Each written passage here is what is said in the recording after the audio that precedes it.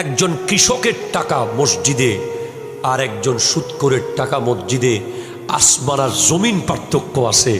কৃষকের 1 টাকার মূল্য সুদখোরের 10,000 কোটি টাকার চেয়েও বেশি। ঠিক কিনা কথা বলেন? এজন্য গরিবদেরকে সেলুট জানাই, যারা গরিব হওয়ার পরেও মসজিদে টাকা দেয়,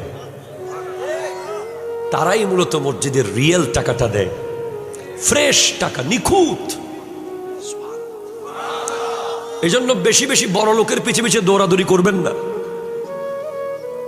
গরিবদের থেকে নেওয়ার চেষ্টা করবেন। গরিব প্রাণের সময় দিতে চায়।